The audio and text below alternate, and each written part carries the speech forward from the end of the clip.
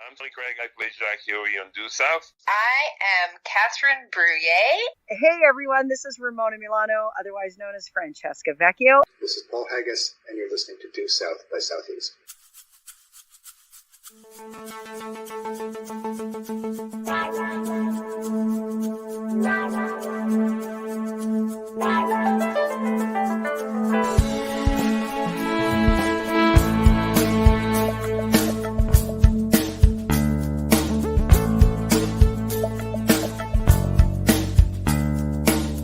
I wish this podcast would carry me away.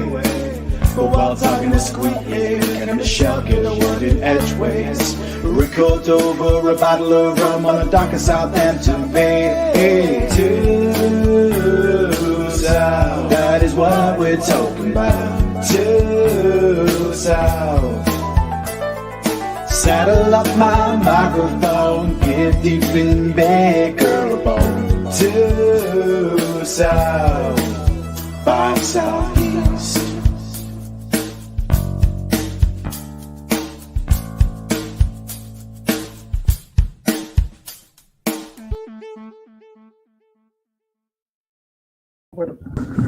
Hello and welcome to Due South by Southeast. I'm Detective Squee.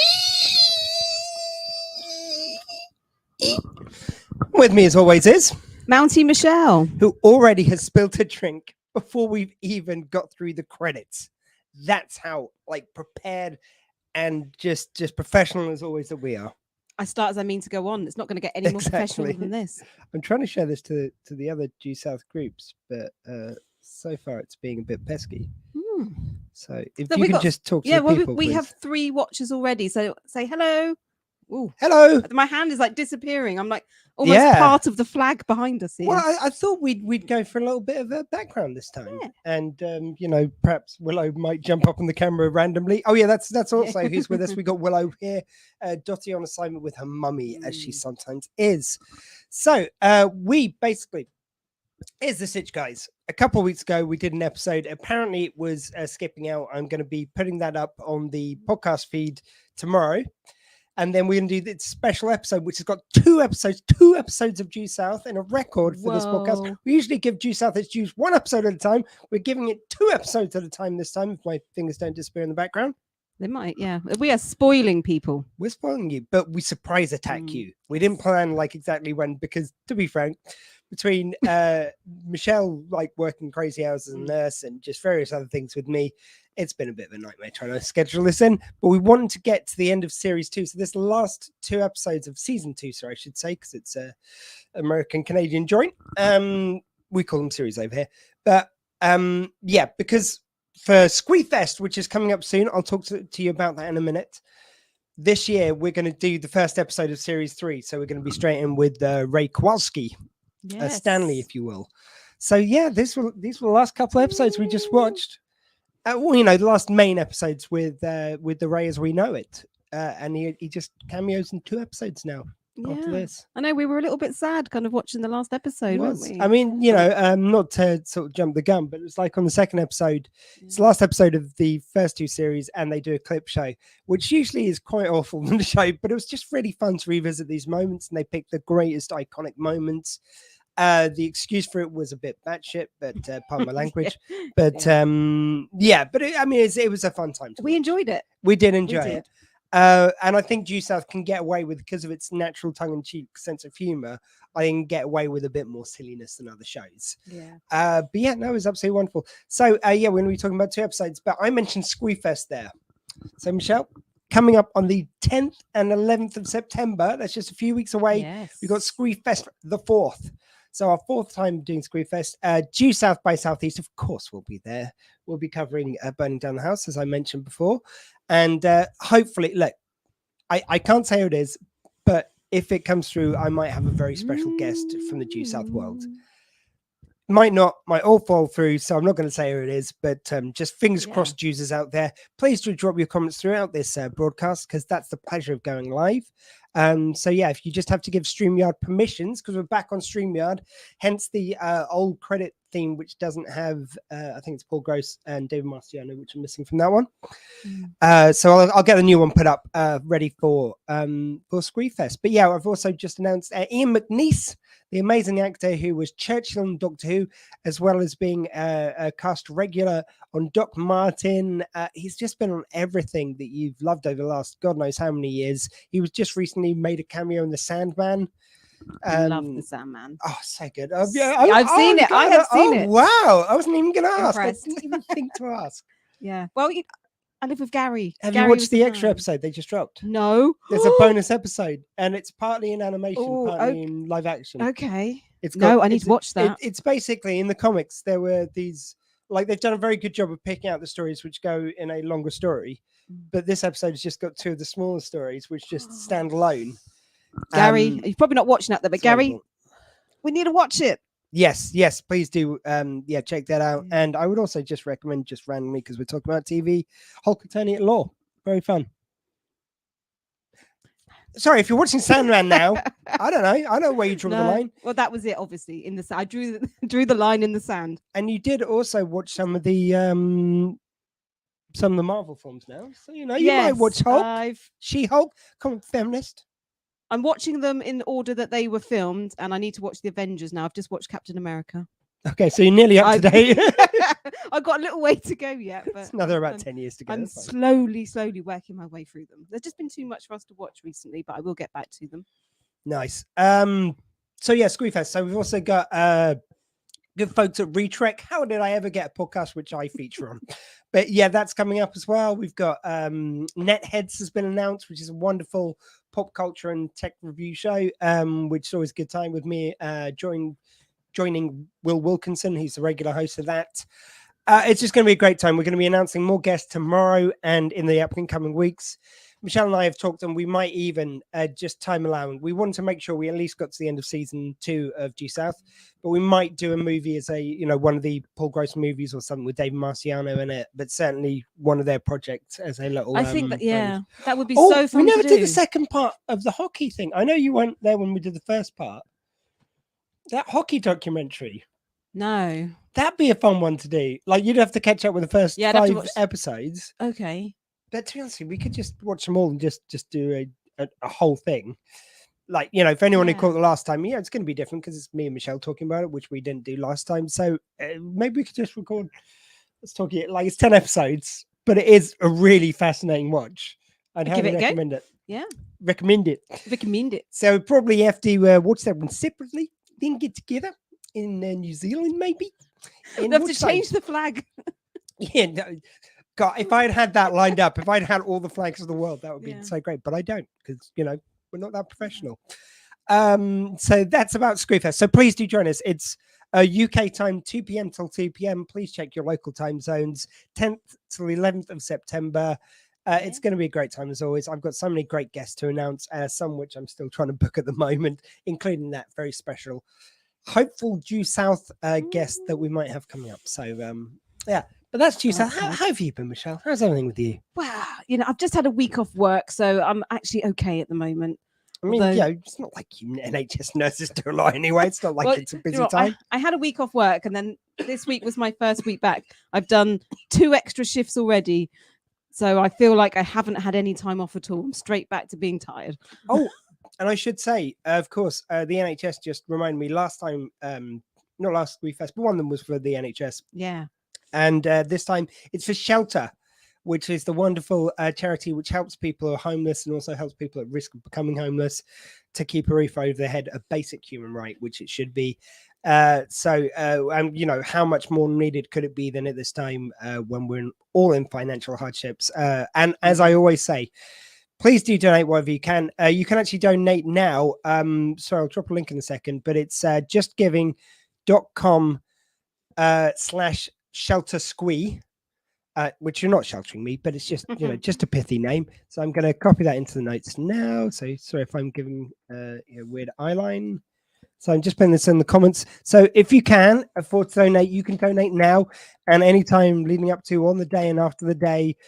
But obviously we do understand some people aren't able to. Some people are experiencing the same hardships, which we're actually trying to make a resolution for. Not resolution for, but we're trying to help out with through shelter. So if you're in that position, please just have a fun day. Enjoy it. You deserve a bit of a break in these tough times. If you can, though, please donate whatever you can. But I don't want anyone to feel guilty watching because, they're not in a position to be able to donate. So anyway, apparently it's just, for some reason, the comment has only gone to YouTube, which I'm trying to work out why. Sorry, talk amongst yourselves. Yeah, talk in the comments. Well, you talk. Well, Say something to the good people. What do I have to talk about? Do you sound? I don't know. I feel like I want to apologise for looking like a small child sitting here. That's how you always look. I am on a booster seat, but I still look tiny. Again, I think your height is the reason for that. I was thinking that maybe I should have just stood up. You sit down and I stand up. Maybe we would look the same height. So annoying because I've done this before. Okay, look. Actually, I'll put it as a little banner. Sorry, I can't get it to, and maybe I'll put it up a bit later as well in the comments.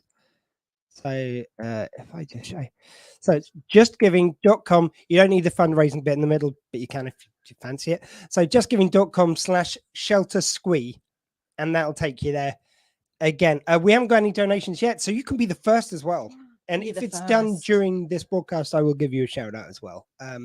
Which if you make a comment, I'll give you a shout out. It's really quite easy to get a shout out from us. Speaking of which, Michelle. Yes. I think we're coming up to one of our natural features. Just 1 second if I can find the right jingle. Get there eventually, I mean, over the years, we've become so much more professional and polished with our podcasts, and I'm sure that it's very noticeable to everyone that's been following us. You say us. as I put my microphone to the iPad to play the jingle because I haven't remembered to upload it on here yet.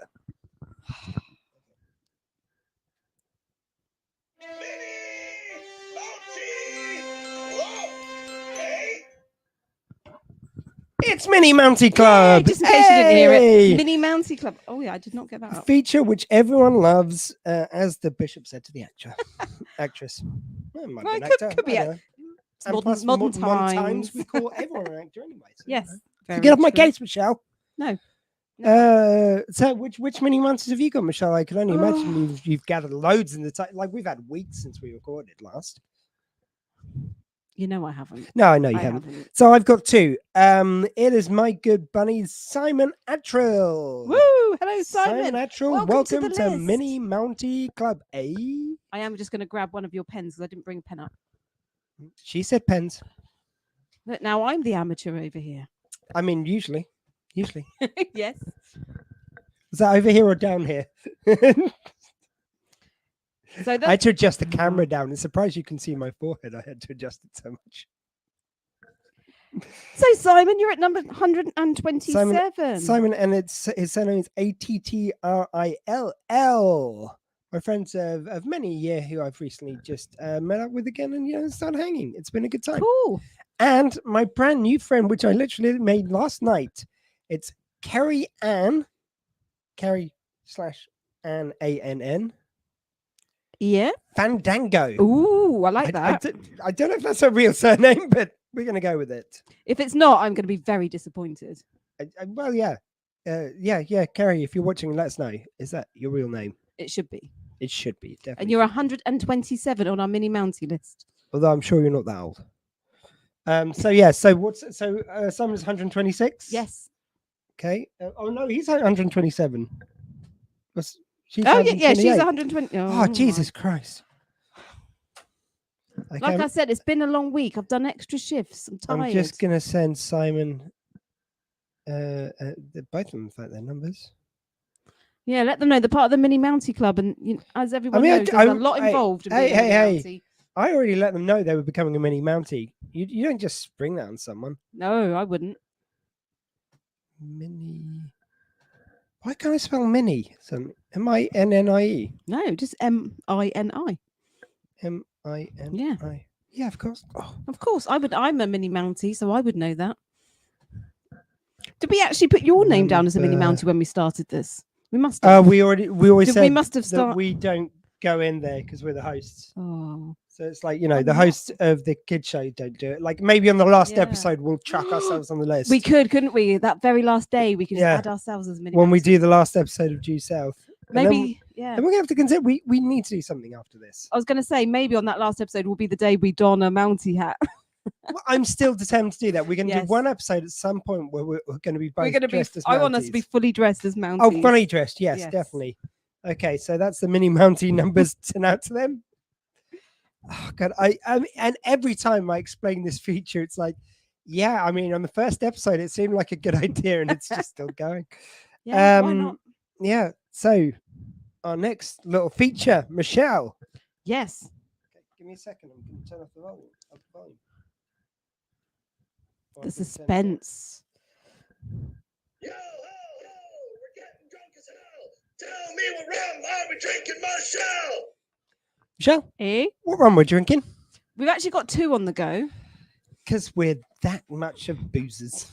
That much of boozers? A sentence in there somewhere. So our old faithful, of course, Captain Morgan. Yeah. Always a nice staple. Salute the captain. Salute the captain. And another revisit of a rum. Yeah, they're both revisits today. Oh, I'm not going to be able to get this in very well. It is Kraken. Ooh, if you put it against yourself. Oh, that's better. There you go. Yeah. So we got with the classic bottle design. I love that bottle design. You can't not like the bottle. It is pretty damn special. So that is the mini Mounties. That is what rum we're drinking. I think that's everything we do before the episode, isn't it? Yes. Yeah. I think we just crack on after I think we need a jingle for going into the episode. If anyone's creative out there who's watching, send some jingle. Because, we'll have a jingle. Because I haven't got time to. I've got a bloody 24-hour broadcast to do, for Christ's sake. Oh, yeah. I don't think I actually mentioned, for anyone who doesn't know what Squee Fest is, it's a 24-hour video broadcast, me going throughout the 24 hours and different guests or podcasts joining me throughout for hour-long slots. So I think it's 10 o'clock PST for the Due South slot. Yes, that's what we agreed. We agreed 10 because I was trying to get a time when you could do that was still free. So so it's 10 o'clock. You gonna come around here? That might be the easiest way to do it, I think. Yeah, cool. I'll have my secretary show you in. Is that Willow? It might be easiest if we'll sort it out anyway. Yeah. It might be a case of either you letting yourself in or getting here a bit earlier. Because anyway, that's something we can talk about. We'll figure that out. Yes, we can sort out later. But it's going to be amazing. Squee Fest, we're going to raise loads of money for shelter. So please get donating. Just one last time, I'm going to just put the little banner up. So it's justgiving.com/sheltersquee. SHELTERSQUEE. You can put the fundraising bit in the middle, but you don't need to. Okay, so Michelle, which episodes we're talking about tonight? So we're starting the first episodes, plural too. This makes up for the time when we got so drunk that we recorded it over the space of 2 episodes because we ranted for so long. Yeah, we're not going to do that again. We've literally got so drunk we've fallen asleep on this podcast. For each of us, not both of us at the same time, thankfully, because we're professional. So go. The Duel. That's the first one we're starting with. It was a really, really good episode. We loved watching this, didn't we? It was great. In fact, both of these, the Duel, that was last time. No. You got the wrong episode. Because again, professional. We should not drink before we start these, I think. Yeah. I'm just loving being on camera at the moment. So I've been doing intermittent fasting. Here we go. So it's 44-hour fasts I do. And usually I end up sort of going a bit over, so 44 and a half, 45 hours. And then I have I fast essentially for a couple of days, have a regular meal in the middle, and then go for another 44 hours, and then eat normally for the rest of the week. And it's just pouring the way off. And I mean, you've got to do it sensibly. You've got to drink water. You've got to make sure you've got no pre-existing health conditions, which would make it unsafe. Please do consult a doctor or, do proper research at least before you do anything like this.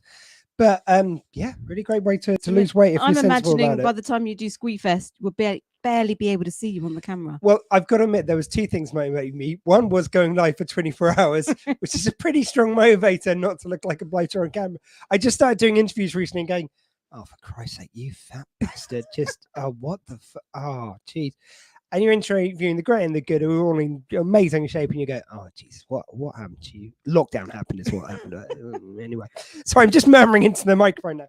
Anyway, So, So should we try again with which episode we were watching? yes, Michelle. Because I know what we've just I watched. think we're going to be even less ruly than usual for some reason I tonight. can't imagine why you think that. Red, white, or blue. That was the actual Red, white, or blue. or blue. Yeah. That was the actual name of the episode. And it was quite funny because you got a straight up flashback episode, which Mm. finished off the series. But this was kind of a flashback episode / sequel to the episode. Yes. Oh God, I'm kind of All the Queen's Horses, I which was is so one of the confused landmark at the episodes. beginning.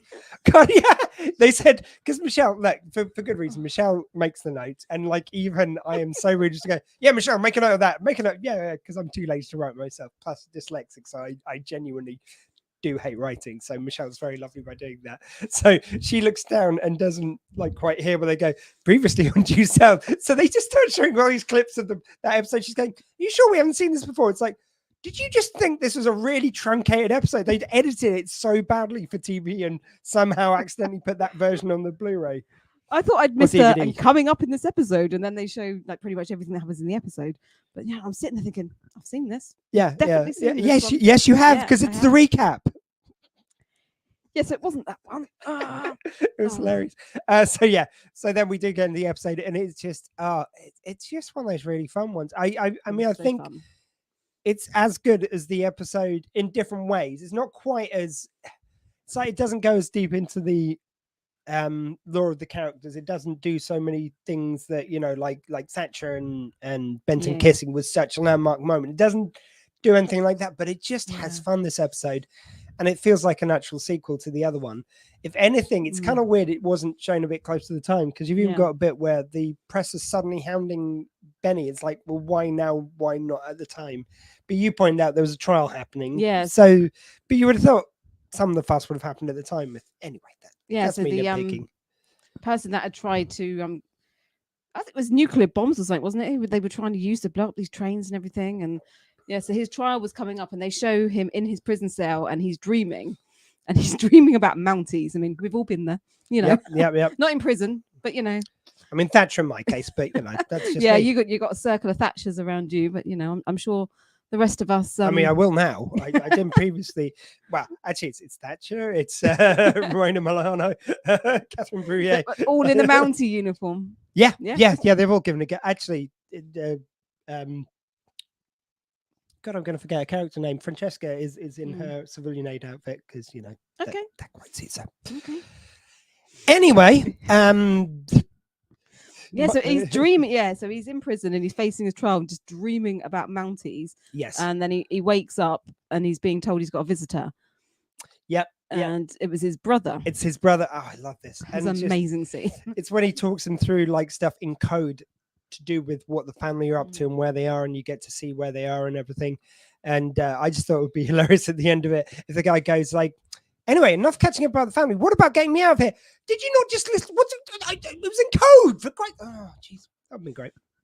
But they instead went for him understanding the code. But it was quite funny though, wasn't Oh, it? it was hilarious. I love when they flashed to it. And this guy, the original criminal guy who's behind bars, it's just so much fun. He has so much fun doing it. It's amazing. You can just tell he's having a enjoyed it crack. so much. And the other guy gets to be the straight guy. It's a very good double act they do in this episode, which I seem to remember him being more serious in the first episode. So it was a nice little switcheroony. My favorite line that was in the conversation between the two brothers, where they're clearly talking in code, was the brother says to the guy, I wrote his name down somewhere, I forgot what his name was. Was it Randall or something? Randall is one of them, yes. Yeah. So he says to Randall, remember the games we used to play in Uncle's mortuary? Yeah. And you're just like, what? Yeah. I mean, I know they're talking in code, but the guard that's behind them, what is he thinking? Yeah, with some of the I'd say stuff he's that's the saying? only thing they were missing was the guy going. Yeah, if they had that, Just leaning his head around the door every because now you and would again. definitely judge if you heard someone say Yeah, that. we're in perfect use out to have that, like the guard is going, what in you? The mortuary? Games you played them all? Anyway, it sounded so creepy. I would certainly throw him off, but yeah. Yeah. Yeah.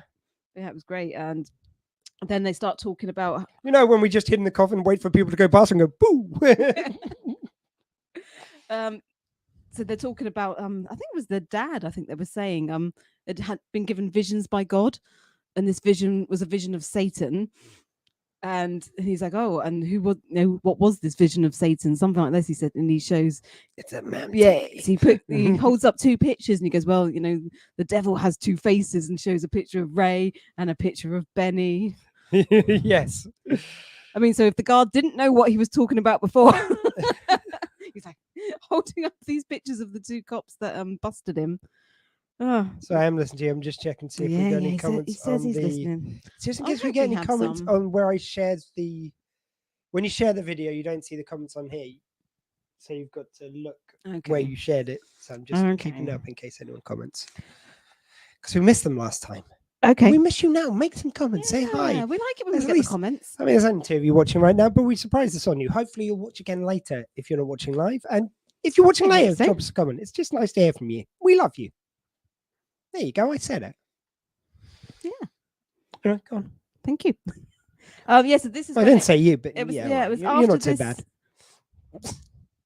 It was after this scene that you see all the press like wanting to talk to Benny, and no, I think he was being trained. He was in an office with Thatcher and a woman, and I think he was being trained of how to speak to the press or something. It was so funny. I love the fact that he hates the press so much. He doesn't really. And Ray is so wanting it and making Benny feel bad for the press he doesn't want.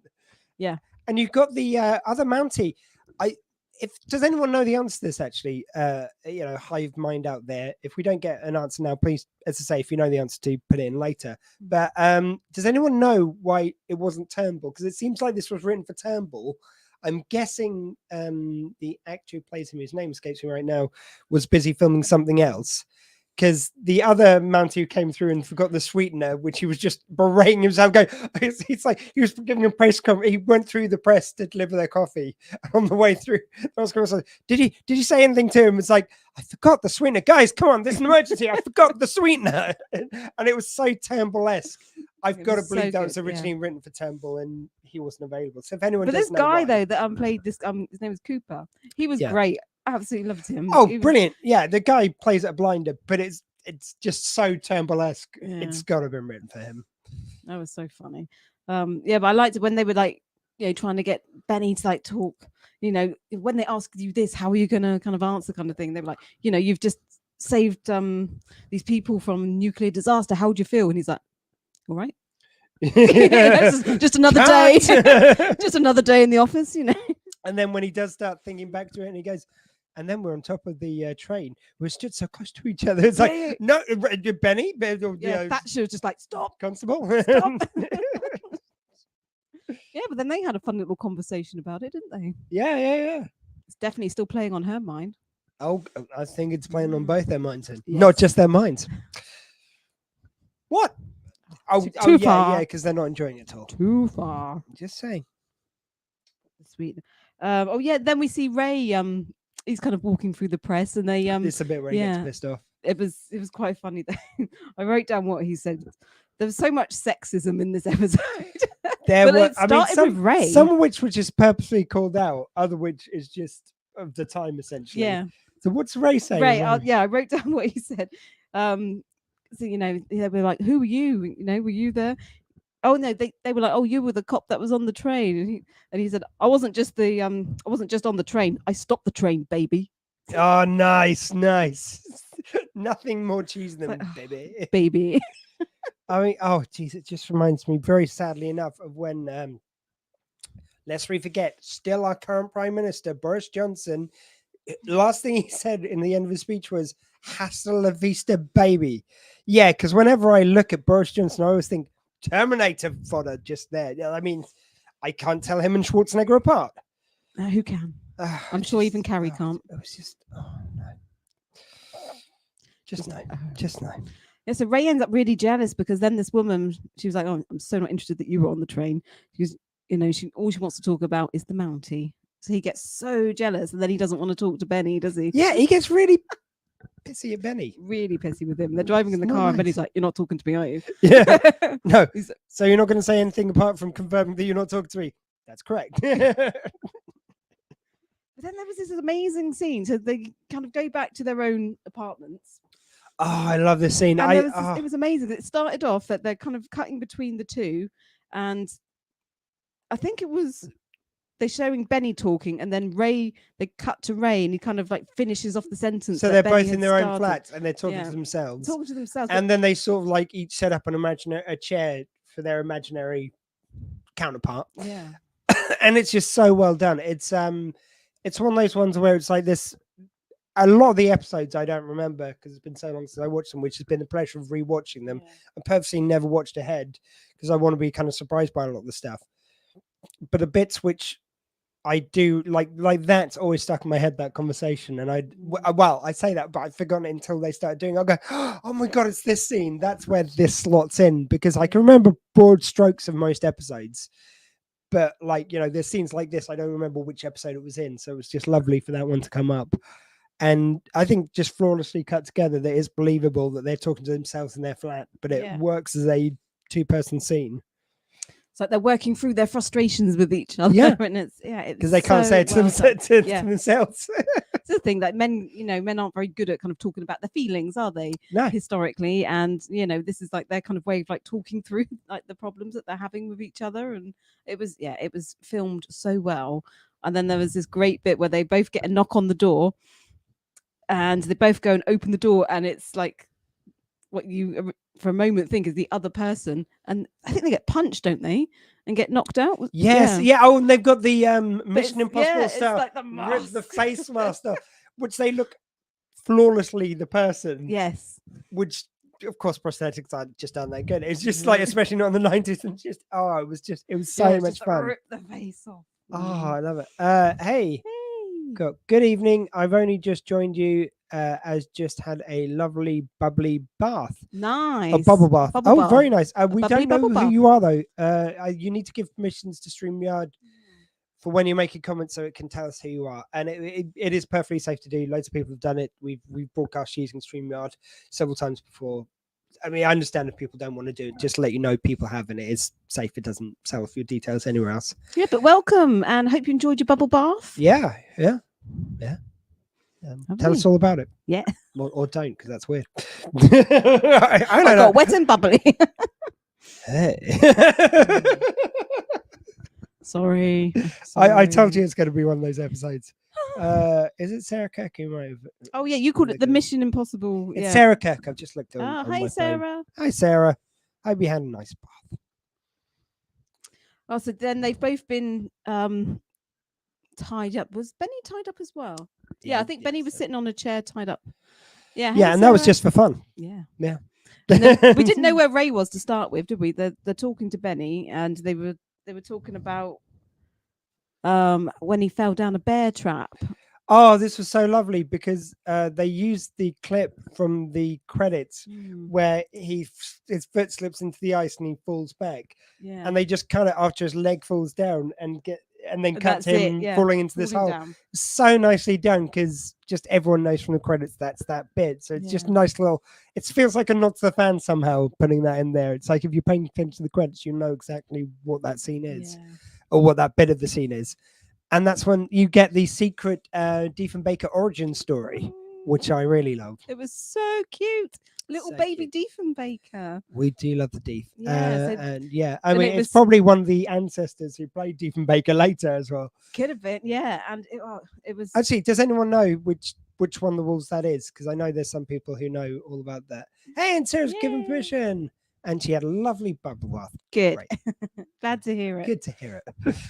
But it was such a lovely scene. They were, obviously Benny's fallen down, and then he saves Diefenbaker by like throwing him up out of this trap, and then Dief comes back to save him, and it's so funny. Like he's trying to save him, and he's just failing because he's knocking things down there to help, and it's just hitting him on the head. All I could think is of either Willow or Dottie trying to save me, and just like, here you go, here's some wood, boom, knocked out cold. Yeah, it was proper kind of comedy moments, wasn't it? Yeah, and just Dief would be like so proud of himself, like, look what I just did. I just set the wood down. I'm helping.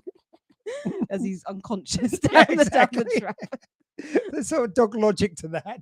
And plus, I like the fact that it sort of acknowledges that Diefenbaker, even though he's fiercely loyal from the beginning, because and also you've got Paul Gross just going like Just throws him up, and that's how he gets him up.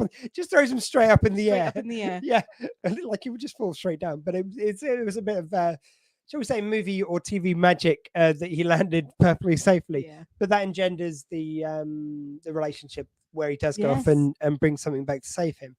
But I like the fact that it suggests that Deef didn't come fully formed as a rescuer. He just grabbed something, chucked it down. You know, it would have taken a lot of training for Deef and Baker to be how he is. So I kind of like that attention to detail. It was a lovely little moment, wasn't it? Yeah. And then at some point we find out that, you know, they've got Ray captured as well, and they've got him rolled up in a rug, all tied up. I thought they were going to roll him out like Cleopatra at one point. And here's coming Ray. at you. Yeah. The 90s pop band she's obviously referencing. Oh, is that early 2000s? Oh, I don't know. I think that was 90s. I don't know. I do not go that deep into the lore on Cleopatra coming at you.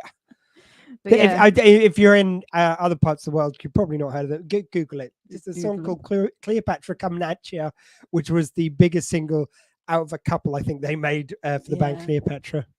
That would have been hilarious if they had just rolled him out. Yeah. He would have styled it out as well, wouldn't he? Yeah. He just rolls out. It's like hey, Benny. Oh, no, that was a fun scene. And then I've just written down then Thatcher in uniform. So I think all right. Just looking a bit Oh, good. You want me to do everything? You want me to read the notes, pour the drinks, drink the drinks. Well, you read the next note and then I'll vamp for a bit. Well, I want to suck your blood. You probably see, could vamp. rant. Get it? Vamp. You probably could rant because my next one. Vamp, I said, not rant. Although I do rant. Oh, as rant. well. Yeah, you could rant. I could rant. Yeah. It was about Thatcher being in uniform again. Oh, yeah. Oh, so this must be at the court. Oh, Thatcher in the uniform. Yeah, this must have been at the court. So she was all dressed up. Loving the Canada flag graphic, by the way. Thank you, Sarah. Thank you. Yes, no Which expense. I can disappear indeed into spent. it as well if I'm going to move in certain ways.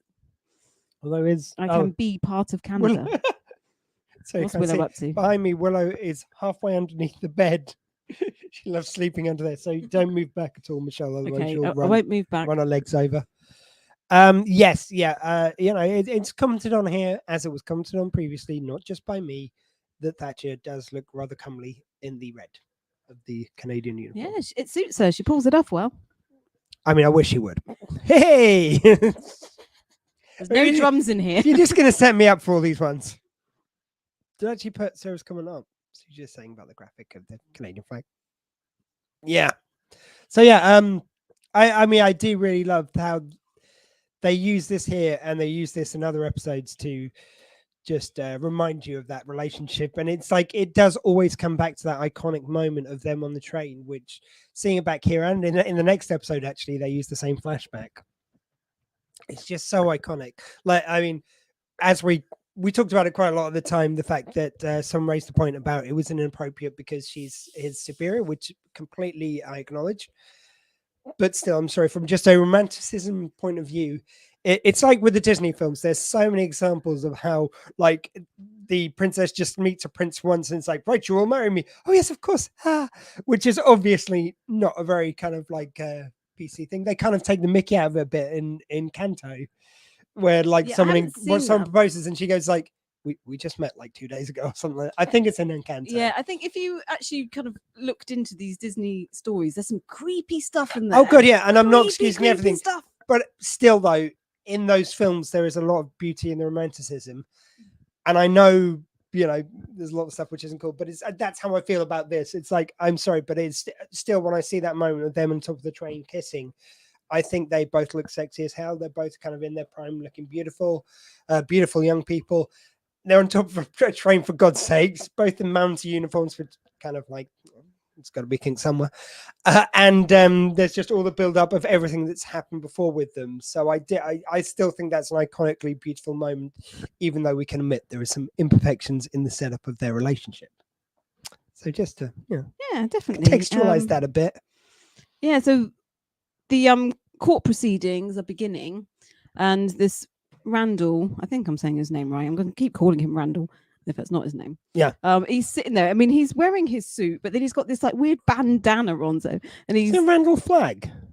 Or am I making that up? I don't know. Anyway, Randall. Yeah, sorry. Yeah. So he's sitting in the courtroom waiting you know, for his moment, and he's sitting there and he's just laughing, joking, not really taking it seriously at all. I liked it when the judge was like reading out all the things that he's being charged with, and he was just loving hearing it, wasn't he? Yeah, He yeah, was it's great. enjoying He was just smiling, nodding along. It's like conspiracy to take around down the American government. Yeah. He kept doing like the peace sign, didn't Yeah, he? peace signs, and just it's so much fun. Again, just must have been so great for that guy too. And it's that thing of him knowing something that everyone else doesn't in the courtroom, which yeah, just marvelous. Yes, and obviously the star witnesses are like Benny and Ray, really, aren't they? Yep. So they're waiting for them to turn up. They're late. Obviously, we know what's happened to them. They've all been Typical men. Huh, always late for Yeah. everything. Jeez. Well, we know they're a bit tied up. Hey. I don't make many jokes, and when I do, Yeah, they're this not is good, why. Leave the crap jokes to me, thank you, Michelle. Jeez. and eventually they do, and it was brilliant. Oh my goodness, just the comic scene of them just walking into the courtroom. Yeah. They're in a double stitched together poncho. Oh, it's so kind of like coming into the courtroom. Hey, look, together. we've Oh complained my for God. quite a while, and now we know why. After my interview with David Marciano last Squee Fest, it's because he was against the colourful outfits because he felt okay, detective Yeah. wouldn't do that. But it's this detective. It's like that's our point in the Yes. I get how he feels. Like I'm not sort of casting any dispersions on David Marciano's feelings, and I understand. But to me, that was part of the joy was he didn't dress like a detective because he felt himself a bit of a 90s player kind of character. So I love all the colourful Yeah. outfits. So where he's not wearing the colourful outfit, they both get a poncho. We loved it. Sorry, we loved it. And they go into the thing of like, it's one of those wonderful moments where it forces Ray into Benny's kind of insane, silly world of him Yes. going, it's like, oh, well, Judge, and they're both doing that Sturmer thing, which Benny usually does Yeah. to the judge. And it's just a nice little moment of, yeah. I'm I mean, sure you again, I bet David Marciano had lots of fun filming that, being able to the side of it he Yeah. usually doesn't get to play. I can imagine Ray though just thinking, if I'd never met Benny, this would never have happened to me. In no other circumstance would you find yourself stitched together in a poncho with another kind of officer of the law. And hearing about how David Marciano did find that last series quite a challenge, like in some Yeah. episodes, he felt really underused or wrongly used or not used in the way which he felt. So it was really nice that in these two episodes, it really feels like he's front and center. It is a buddy thing. It is those two, even though the last one's a clip show, the bits which are new filmed are them together. I hope he managed to enjoy that, knowing it was his I last hope couple so. episodes, because I believe he did know he was leaving at this stage, if I remember correctly from the interview. So it was nice. Sarah's just put as well. I'm on the Smirnoff Ice while Ooh, watching. Nice, very nice, nice. Sarah. We like that. We appreciate. Sounds like you're having a lovely, relaxing evening. You've just had a bubble Yeah. bath. You're having a Smirnoff Ice. Lovely. It's not a bad Saturday. Yeah, we appreciate that. So anyway, again, I hope he could enjoy that. Yeah, I hope so. Because then we find out that the reason they didn't even need the poncho. Thinking about it now, they didn't need. The poncho was covering up bombs. They were both had these like bombs and things strapped to them. I mean, I think the poncho was just for a bit of fun because they used their own people with security to get all of this through. They didn't need to cover it up. Yeah. All for larks. The other thing is, I know we haven't got to this bit yet, but like they do the poncho. The guy sets up a different juror on each floor with the bomb attached to them and the scales and everything else. Just imagine him dragging the other guy around, like going, it's like, no, we're going to set this up. This will be great when we're done. He goes, do we need to do every floor? Yes, every floor. It's every floor. Otherwise, it's not a good joke. Like, it's just thinking all the time setting up. Just okay, just strap that. Like when the jurors just in the courtroom, we're like, how do they find the time? I don't know. They're industrious workers. Yeah, I'll say good on them. That's good work ethic. Yeah, in fact, it's not going. Yes, every floor. Like, get on with it. We've got like all these floors to do. Yeah, so the bombs that Ray and Benny have got on them, they get told that it's going to be set off by their heart rate. So if the combined heart rates reach 200, the bomb goes off. So as you can imagine, Ray is getting more and more kind of like agitated and angry, and his heart rate's going higher, and Benny's trying to keep his heart rate and every down. time he gets his heart rate up, Benny does these breathing exercises. Yeah, he just goes, Just go, no, please continue. Yeah, go on. No, please. Yeah, tell me how mad you are. Yeah, that's fine. Yeah. Yeah, a couple times that almost gets to 200. And But I then Benny figures out, sorry, how to sort it out. And then he gets so excited he nearly triggers it. And Yeah, then they both go, At the same time, they both just drop their head, go to lower their heart rates. Again, I think this it's a great sort of serious plot. It's not like the plot is out and out silly, but there's so many of those fun, silly moments. And again, knowing that this is, in fact, this episode was the last time they get a full episode of doing it. Yeah. It's just like little moments here and there. And in the last episode, effectively, Benny isn't Benny for most of the episode because he's lost his memory. Spoiler alert. But so this is kind of the last time they get to do this, like apart from a moment at the end of the next episode. So yeah, I don't know if it was a conscious thought to add all these extra jokes and all this extra fun, but it was maybe they were like, well, let's just have some fun. Yeah, like I mean, again, I'm guessing if David Marciano knew he was leaving, probably they did as well. Yeah. So it's good. Yeah. So Randall, he's making his demands. He's got these hostages. He's got Ray and Benny and all these jurors. And the judge as well, because the judge is jurors like the whiskey. No. Get alcohol off the brain. My goodness, you have a rum. I was going to say, get it out of the glass. Don't know about off the brain. Get it, off the brain, in the mouth. That's never been a saying. Yeah, as all the cool kids say. What was the phrase we were trying to launch earlier? I can't remember what it was. No, it's probably best that we can't. It wasn't. Yeah, best, probably for the best. It's thrown me off now. So, so throwing you off. I can't reach down that low. So, Randall is making his demands. I don't know who this cop was that he was talking to. So he's making these phone calls, and he's like, right, in 45 minutes, I want a helicopter on the roof. Did they ever resolve? I mean, I'm sure they did, and I've missed it. But why he needed the helicopter? Because he was setting the helicopter for a time later than they wanted to leave. Yeah, it could have just been a decoy or something. I don't know. They must have explained it somewhere. We might have talked over something. Yeah, we might have talked over a bit. Because we do love our Due South, but we didn't see each other for ages. So but then he says he wants a liaison between him and. Thank you, Sarah. Sarah says, why are you picking on Michelle? Because it's a feature of the show, as it has been since the first episode. She's been my best friend for many years. So of course, and she's an Oompa Loompa. She is a hobbit. She is orange. 2 foot something. Come on, look. If I'm not going to take the mick, who's going to do it for me? That's all I'm saying. And the more you complain, sorry, that flat on the mic.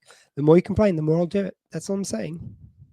Only joking. I know, and so am I. She's like, carry on. So, yeah. Only joking. Go for it. Carry on. Don't stop on my account. And plus, I know Michelle. If I take the mic, will always get short on me. It's gonna be a long night. Yeah. You got your essays today. True. Well, Due South, this is just going to be one bumper long episode of this. One bumper episode. So anyway, what I was kept trying to say was that he wanted that. Yeah, could you get on with it? Just don't let me interrupt. Just get on with what you're saying, and I'll just be quiet. Ooh, dead air. I'm not going to talk over what you're saying. I'm not going to interrupt you at all. Sorry, no, go on. He wants Thatcher as a liaison. He will only talk to Thatcher. Yeah. But don't blame him. Yeah. And I've completely forgot where I was going after that now because we've had so much nonsense. I think now I'm going to have to read this and look really unprofessional, and it's your fault. Oh, yes. And so Thatcher. What, until now, we've just looked like the top pros that we always are. Oh. So this cop or whoever this guy was that had been talking to Randall, we just kept laughing at just how sexist he was. Oh, it was so good. And you just know, even though this is in the 90s and probably those parading attitudes were even worse than now. I'm not saying that they're good now, but it's like, I think in a lot of situations, there's at least enough fear of HR not to make the comments. I'm not saying mankind's got a lot better, but, and then still sexism happens. But I think it's safe to say it was even worse back then in the 90s. Yeah. And, so Thatcher's... Thatcher's going to lump him one at some point. That's the fun. It's like, just when's she going to lump him? Just some of the things he kept saying to her. It's like he was even making comments as she was like walking over to the building that he was in. He was like looking out the window down at her. I can't remember what he said now, but we were like, oh, she's not going to stand for that. Yeah. I can't remember what he said now, but it was like, no, you said he should have said babes. It wasn't babe, was it? I can't remember what he said now. It was darling she was using a lot. Yeah, He when used that a couple of times, I think. So when he was talking to Thatcher, he was so kind of condescending and just kept calling her darling, and that we were like, oh, he's going to get hit in a minute. Look, babes. No, didn't use babes. It was what was it? It was, I can't remember what he was. look, little lady. You know, there's loads of little things like that. Which I wasn't even saying little lady to Michelle on that occasion. No, but at least Quoting in this the show. scenario, it would make sense. It would. Because I think she was almost as tall as him. Yeah. So. Yeah, so she does lamp him one, and it's very satisfying. Yeah, because she's like, "Don't call me darling." Yeah. He can't help himself, can he? Oh, it went a little bit like know. Pam Ranson in Barbed Wire. Don't call me babe. I haven't seen that, so I don't know. That was her tagline from it. Sure, it's a great film. No, it's not. It's Okay. really not.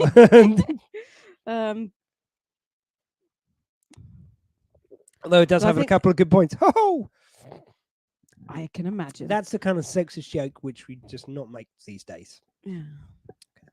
So with this, we've kind of like skipped over a few bits. Sorry, that's why I was reading. Let's get back then. So Nothing's getting missed out. I don't care if we're here all night. So it kind of goes back to Ray and Benny in the court, and they figure out how to deactivate the bombs because they're the red, white, or blue. That's where they're thinking about which wires that they want to cut. Yes, to and deactivate it talks the about bombs. what they all originally meant when the flag was made. Yes, and Yeah. I can't remember what they were now. Well, one of them was the white one was justice, and they're in the Hall of Justice, and that's why it's that one. And the other ones represent other things. Yes, You see, I know my American history. Anyway, it was the blue one.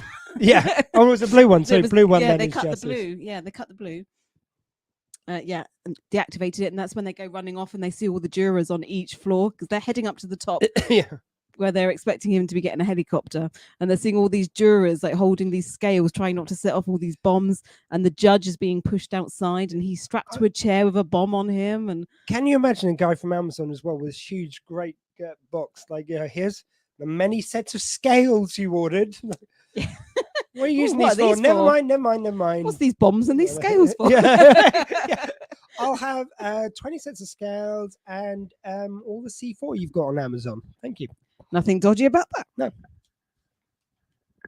And Thatcher and Ben. Oh, yeah. So Benny goes up to the roof, and I almost read this wrong, and I was like, what the hell have I written? So they're communicating with each other from different buildings, and they're using Semaphore. I wrote semaphore. Is that signaling with something else? That's what I'm saying. I almost said something else as I went to read that out. Yeah, so they're 75 like, if it's a hot day. Oh, they can't see because of the flag. They were 75 if it's a hot day. Oh look, no one can even see that I'm hitting you because my arm's like disappearing. I could get away with hitting you. Yeah. But I won't. I'm not a violent person. And she can't reach. But yeah, it's fun. They're doing some. Yeah, like. And the thing is, they do it really quickly as well. So they've got to have learned that. Like, you know, I bet that is them using it properly. And just like. It's just, they have a whole conversation, don't they? And I love that they even have a typo, like during it. And she goes, "Sorry, typo. What I meant to say was." Yeah, at some point she says something about cream cheese, and he's like, "Cream cheese?" Yeah. She's like, "Whoops, sorry." Yeah. No, it's fun, and that's the point where the guy keeps on interrupting her when she is. Yeah. Then Sergeant Benton, you need to. Then Sergeant Benton, you need to. What are you doing up there? Darling. Yeah. Yeah, to be honest, he deserved that thump. He did indeed. He did. And I'm sure she can give a good thump. Yep. And oh my goodness.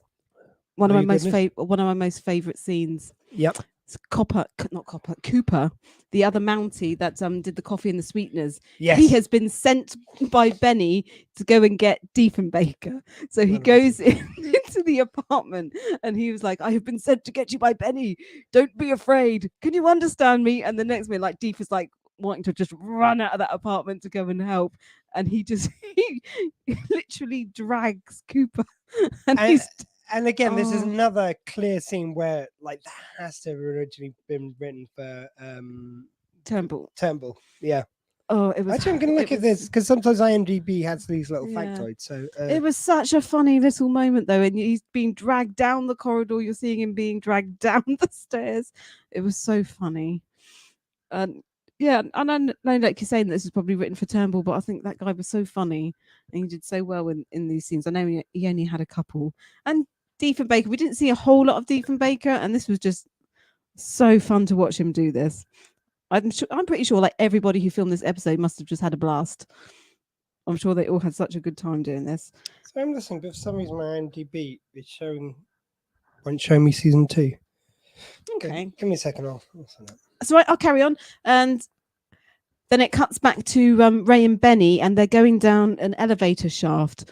And I think Ray was like holding on to like Benny as they're like sliding down. Like, see if I can get one of my arms. Oh, I can't, not really. So Benny's like holding. Background for a second. Yeah. So Benny's like holding on to the wires, and they're like sliding down, and he's got his gloves on, but it's. Wait, go and do something. Here we are. Yeah. So I'll still use this one. So he's like holding on like this with his glove, and like I think Ray was just like hugging him around the waist or something as they're like sliding down this elevator shaft on the wires. And then Benny's like, "Oh dear, oh." And he's like, "Pierce my hands on fire," and then you see his whole arms caught fire. He's like, "Oh yes, I appeared to be on fire." He's so calm about it.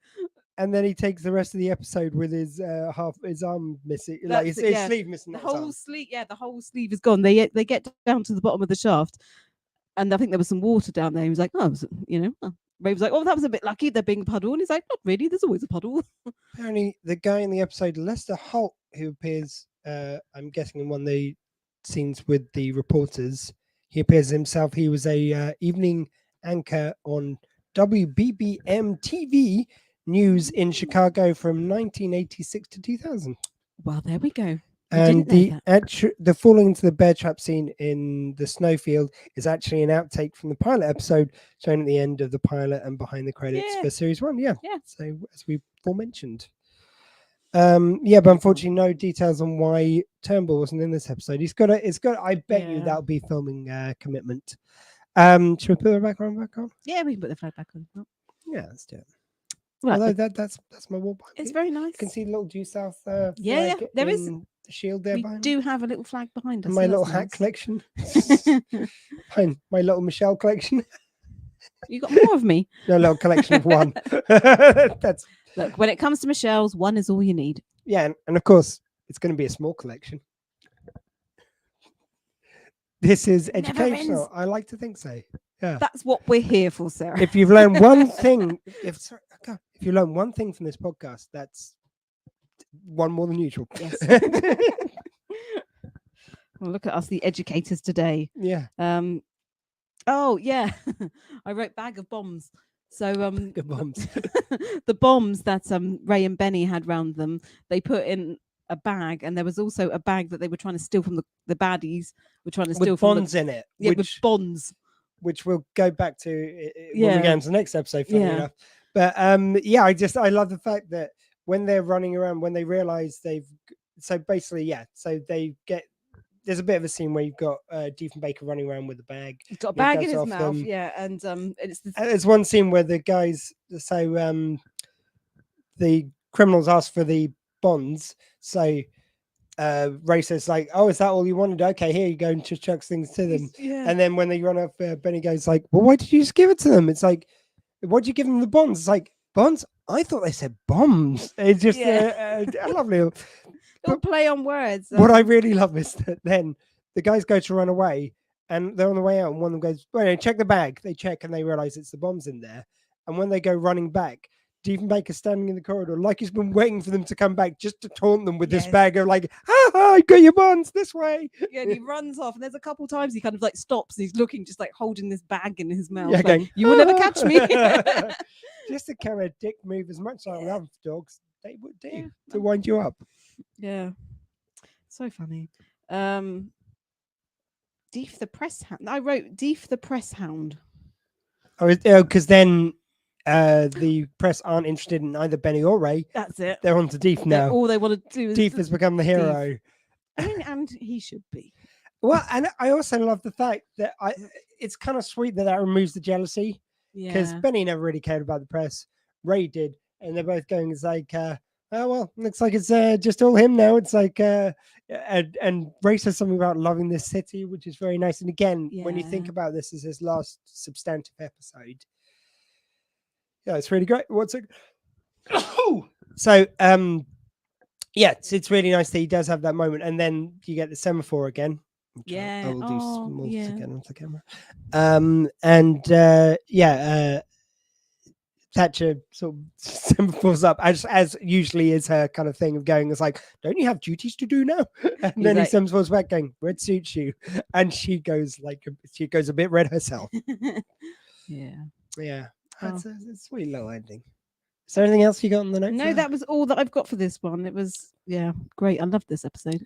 Okay, so 1 second. I need to get the old iPad out. We have duties. We do. We have certain features without which it just isn't a due south by southeast. And we're so professional that we will get them up on the iPad. Yes, and I will hold the microphone to Yes. it. Okay, which one are we going to start with? Let's go with this. Can you give me the information I seek? And tell me what the best moments of the week are? And thank you, as always, to Mr. Blaine Garrison for our jingles there. And also, sorry, as I always far too often forget to say, thank you very much to Matt Lees for the music of Due South by Southeast, the intro and outro music. Which you can check out Matt Lee's music on all your streaming services. You can buy his album, Two Sides to a Hero, and he's got a new one coming out soon, which is Same Picture, Different Frame, which is reworkings of those tracks.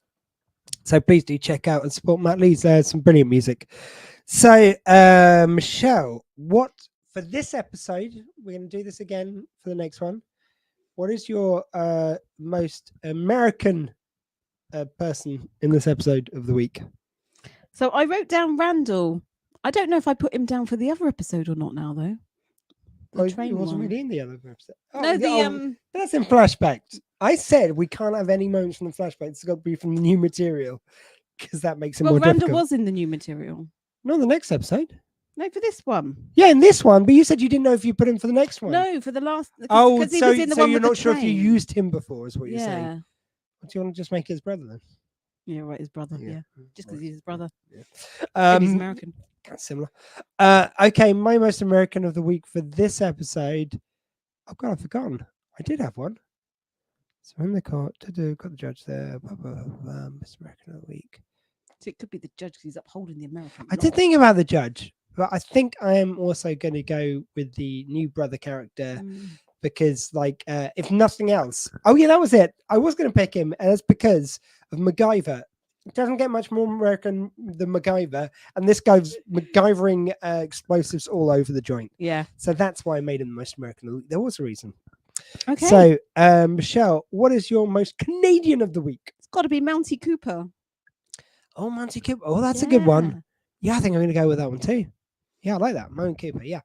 And finally, what is your most bestest Diefenbaker moment of the week? There were a couple of really There good was some really nice moments. ones. So he's taunted. We've got his secret origin story. Yeah. We've got him in the press, which obviously There he were loves. some good ones, but I think I'm going to go because it cracked me up so much when he was dragging Cooper out of the apartment and down the stairs. That was amazing. It was so good. I think I'm going to go with the Diefenbaker. Sorry, as I blow my nose. The Diefenbaker secret origin story, where He was it gets so to, cute in that. He was cute. It was an amazing little scene, and they still, as they have wanted to do, add the comedy by lamping him on the head with a bit of wood that he accidentally drops. Yes. So very due south to do that as well. Yeah.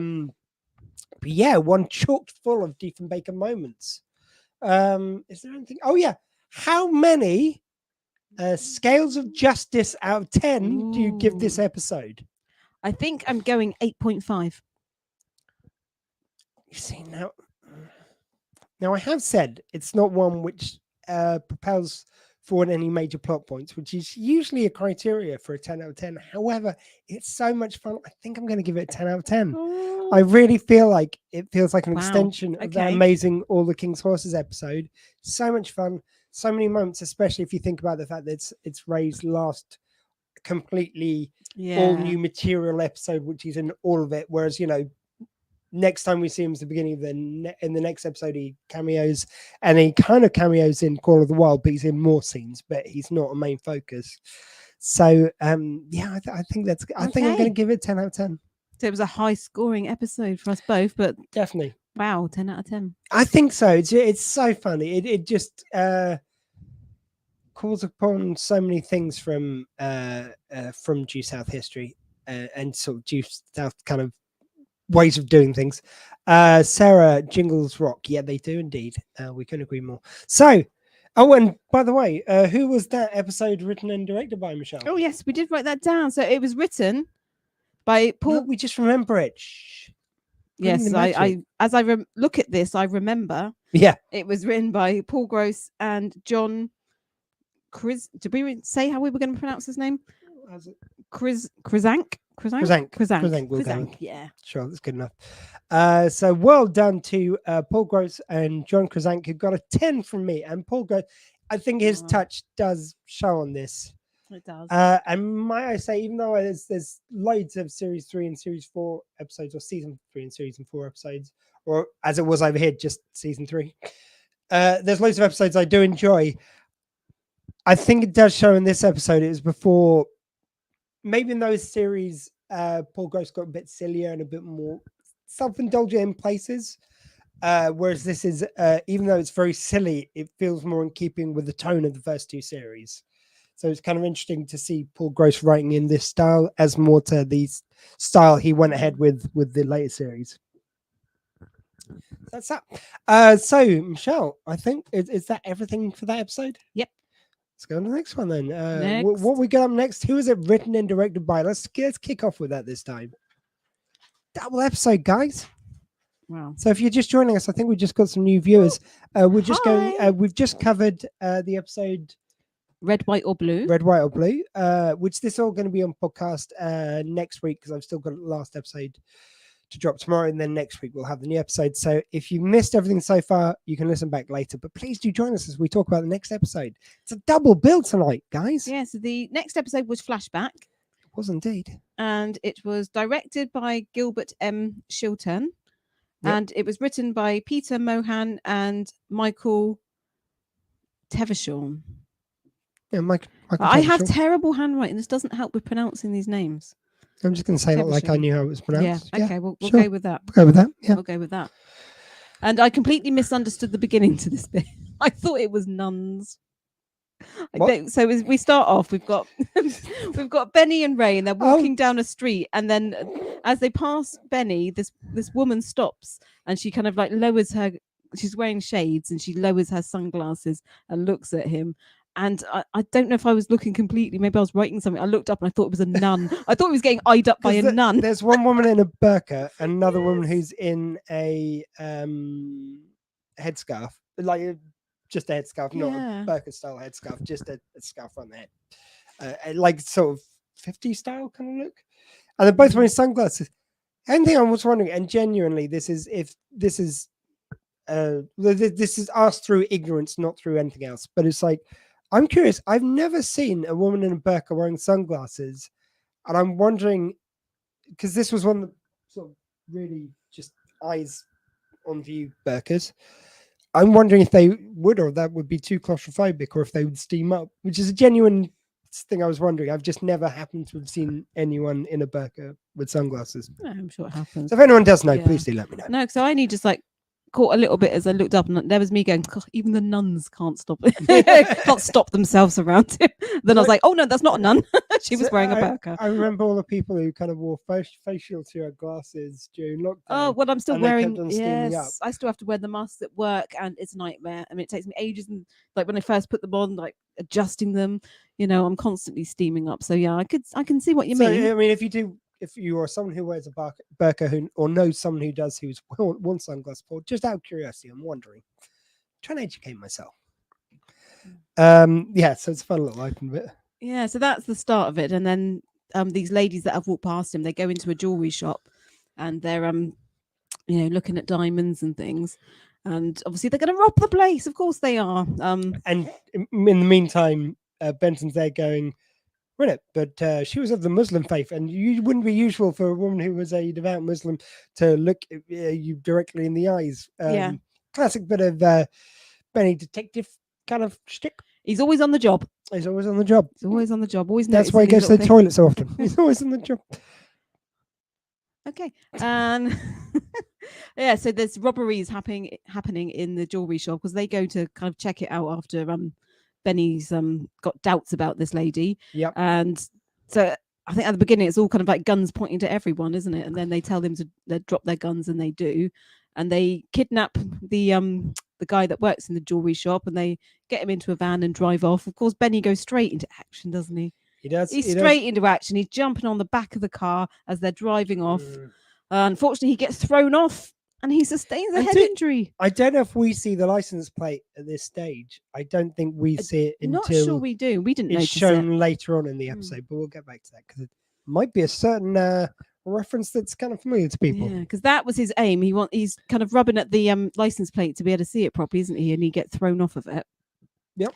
And so Ray goes running over to see he's okay, and we find out he's got no memory. He doesn't know who Ray is. He doesn't know who he is. And again, it's just such a cheesy conceit to have someone lose their memory after a bang to the head. Yeah.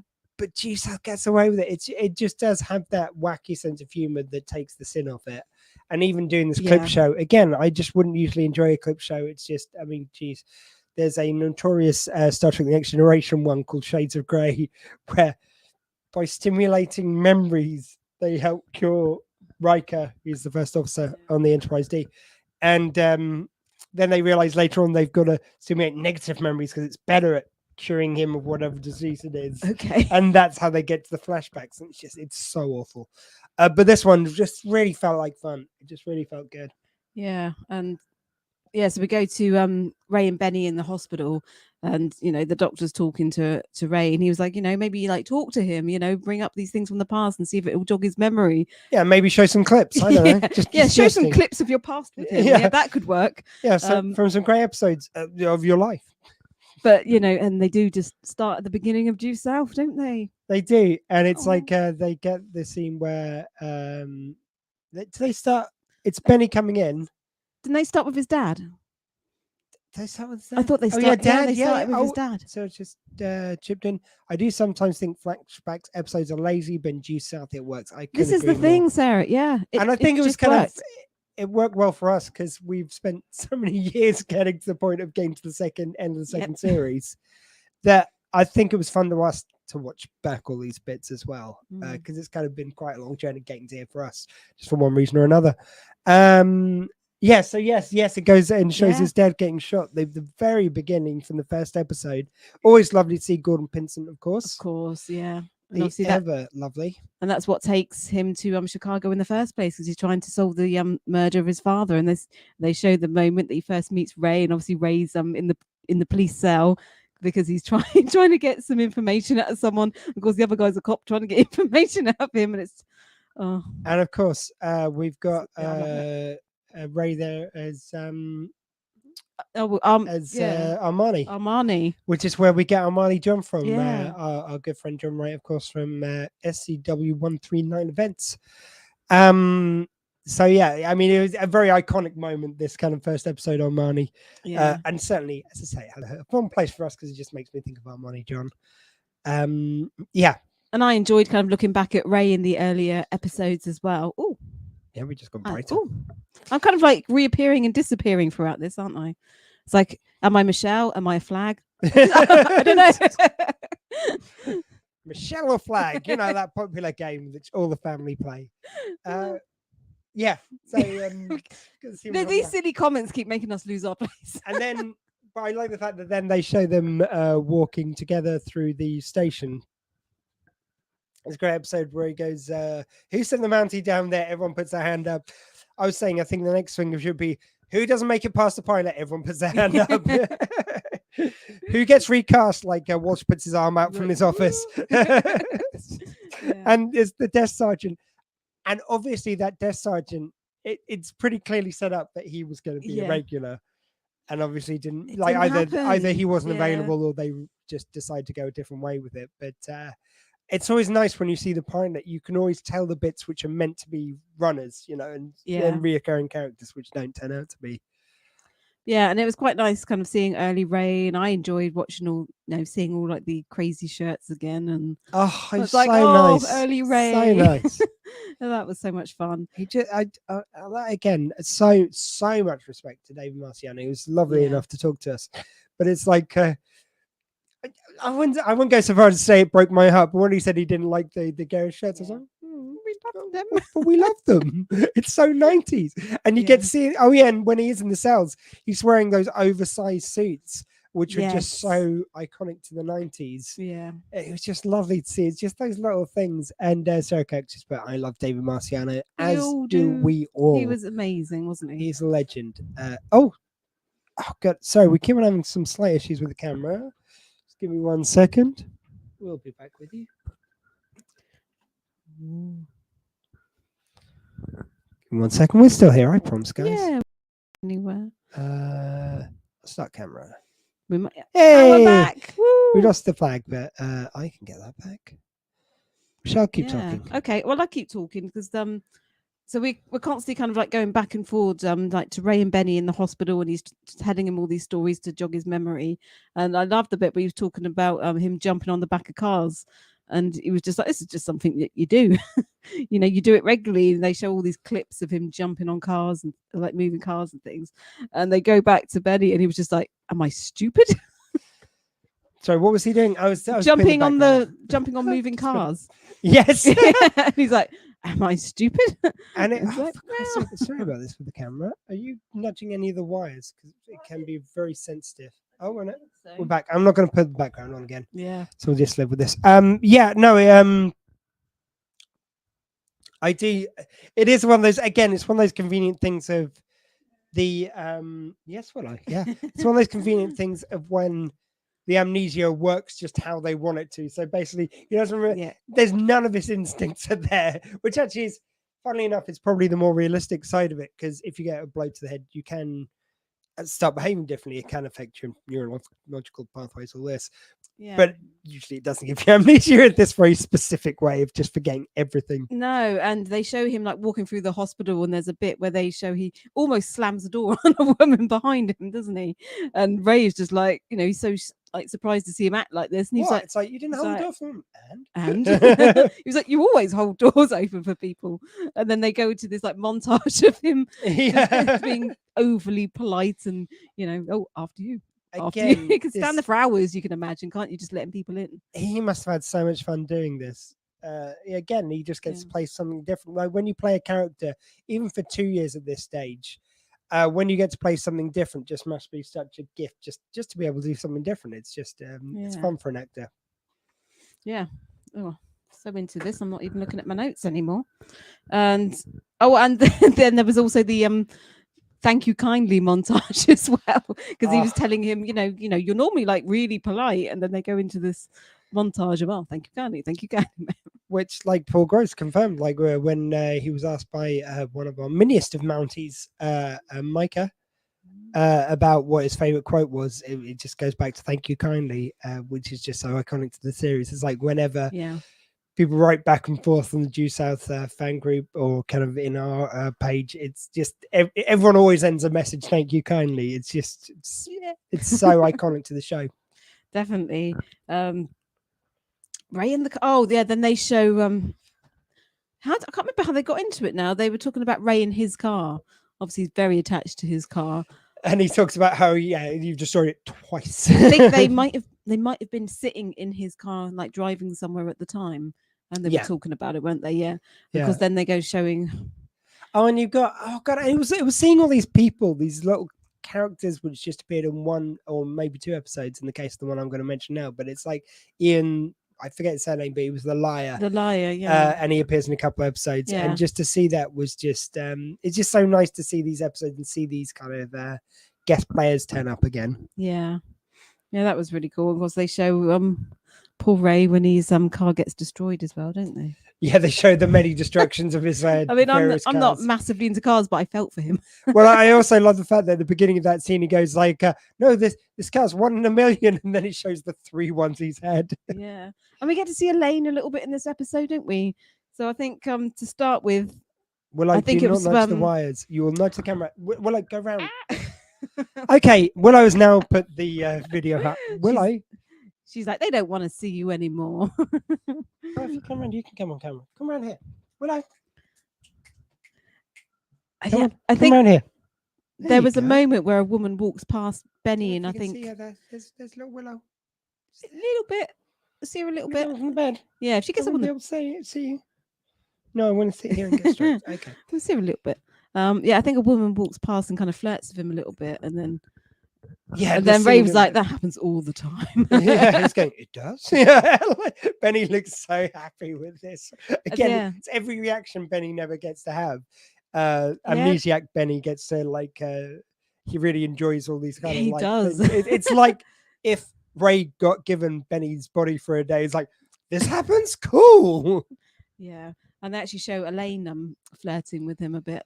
Yeah, and Elaine in this episode, I've got to say, looking mighty fine there with her long hair. Yeah, it was looking really nice, wasn't it? Yeah, I mean, obviously, it's Elaine. She always looks mighty fine. Hello, Willow. Yes, you told me to write down that she was looking very cute today. She was. She was looking especially cute. She just was. Yeah, and then there was a bit where she was carrying like this skeleton thing, wasn't there? And she hands it to Walsh, and then Ray and Walsh are having this conversation, and all I'm doing is staring at this weird skeleton thing, thinking, what is this about? I don't know.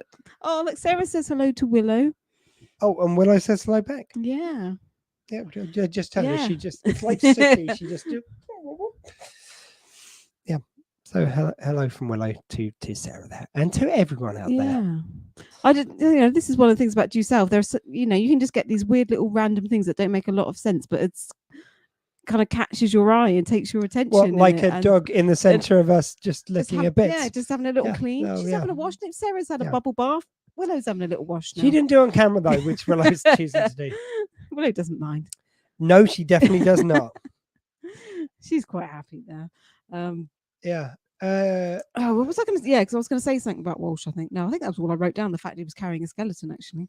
Yeah, just a random little Walshy moment. And then we are like getting little bits where we're kind of going like back to the guy that was taken hostage at the diamond the jewelry shop as well. Yeah. Oh god, it's just it's just such a fun conceit to have him looked up by his ex-wife and all his girlfriends he had while he was going out with her. God, imagine all those exes in the room and no drone strike available. Come on. Yeah. So which I joke about, of course, my exes. So it becomes very obvious that this was a kind of a staged kidnap and everything. They want to get a bit of revenge on him and get his money, pretty much, don't they? And I think they take him to the sauna. They want to get some like financial information out of him. They pretty much just want to steal all his money, I think. And so they put him in a sauna to sweat until he's willing to give up these numbers. Yeah, Willow especially enjoyed that moment. Yeah, she loved that, seeing that man tied up in a sauna. It's weird what does it for Willow. Yeah. What else we got? Sorry, I'm very distracted now. Oh, do you know one thing we didn't say? Because when it becomes apparent to Benny about his sex appeal, and they start showing some of the clips, and they show Miami Rhonda, as like we're calling her now. Do you remember the woman that pulled up in the car? Oh yeah, because you were saying it's like because they're stranded on the side of the road, Benny and Ray. She comes along and goes, "Hey, want to ride?" It's like, actually, we're together. It's like, do you want to ditch him? Do you want to ditch him? And Penny Ray's there goes like, I'll ditch him happily. Yeah, that's not going to happen. And he goes, no, I'm afraid I can't. And she goes, oh, okay. But if you ever make it to Miami, and it's like, so you're so promiscuous that just ask anyone in Miami. Oh, they'll know. Yeah, they'll know Rhonda. Rhonda, the state's lady of the night. It doesn't. Yeah, it's not a great claim if the whole of a state will know who you are. Yeah, I don't think she thought that through when she said it, did she? But Willow, could you go around the other it way? made us chuckle, didn't Willow, it? you're going to knock the camera out again. Okay, guys, we're going to go dark again. I'm just going to say We it now. we might. Okay. But Willow's so lovely. Have we got to the bit with Thatcher yet? No, the bit that we were just about to get to is when they're talking about Francesca.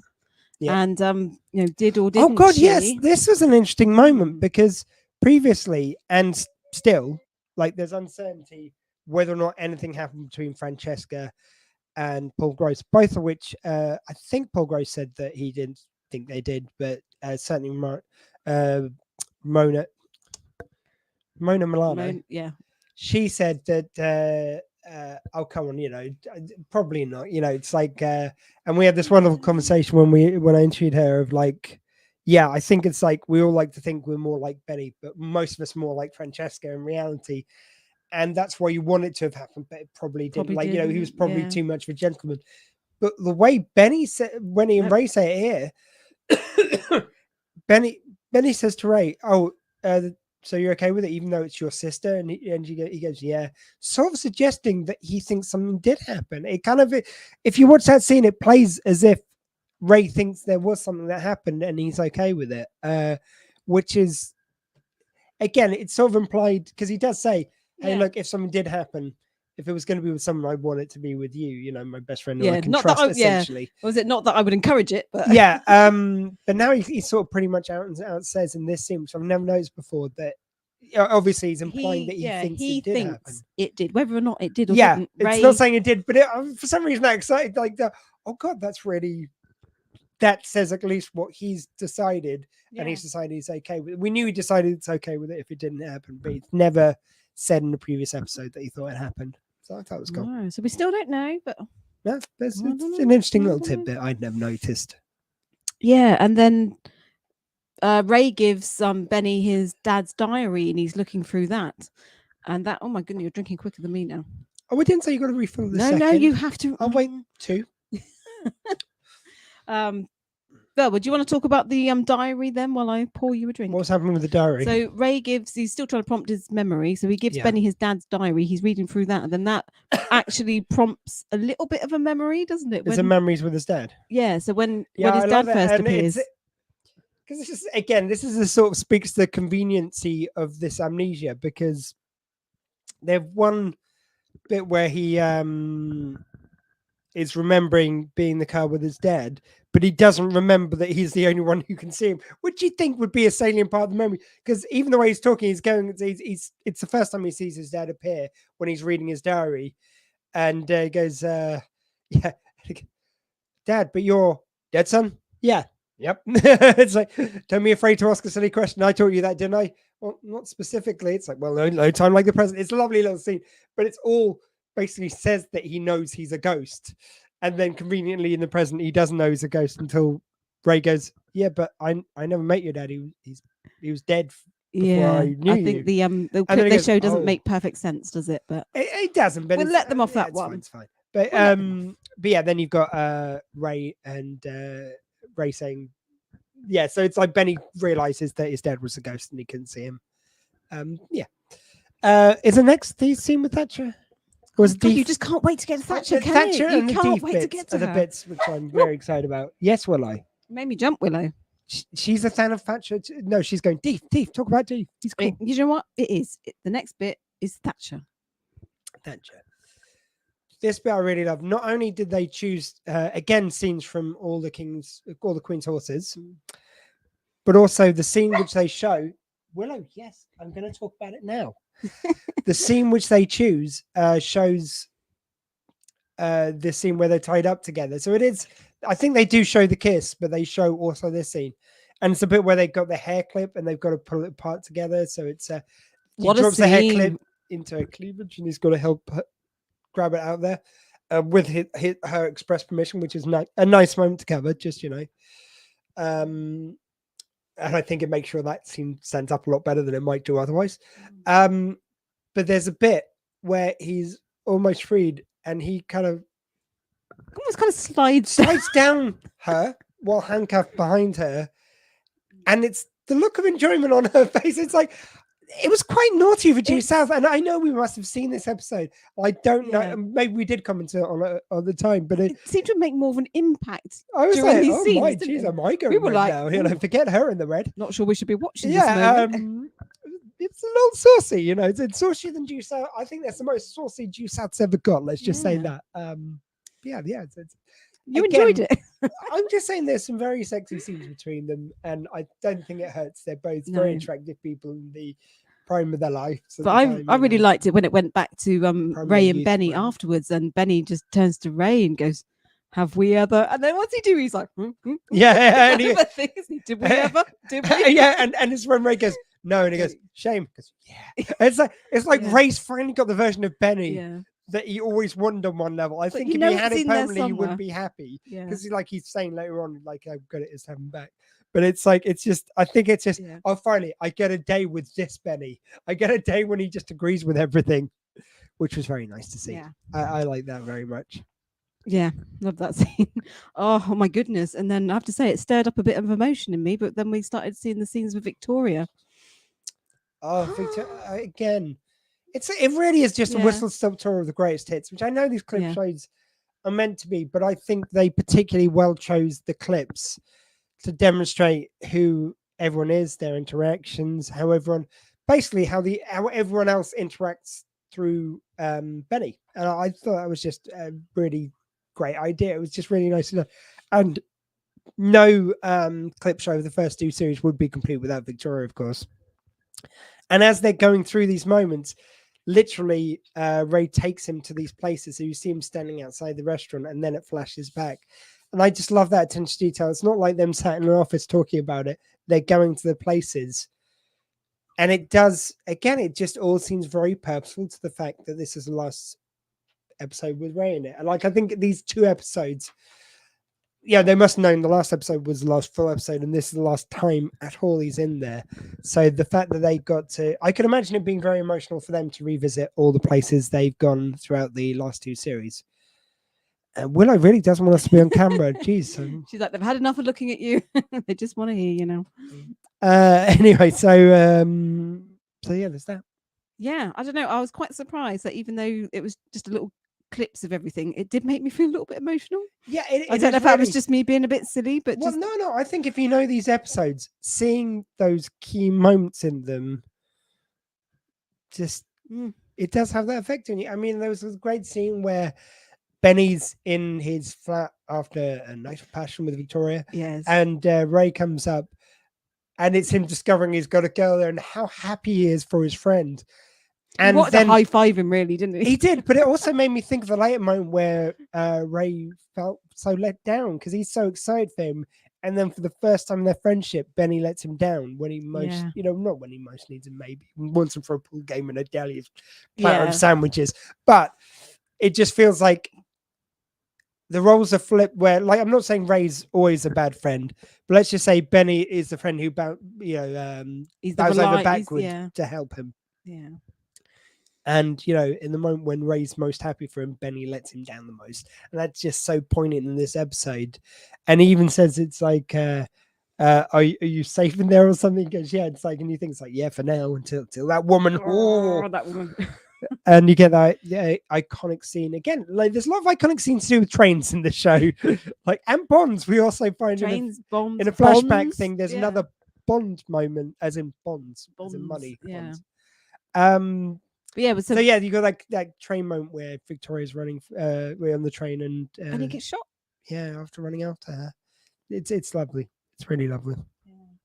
But after this, his memory starts coming back, doesn't it? And he's remembering the number plate.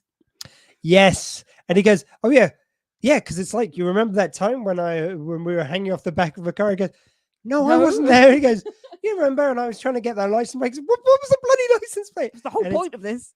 RCW 139, the number which or the sequence of letters and numbers which appears throughout Due South, and again it seems very poignant to have it right at the end of this episode, which is the last one with David Marciano. Yeah, and so once they do we miss the Diefenbaker moment? Because there's a moment when he meets with Diefenbaker,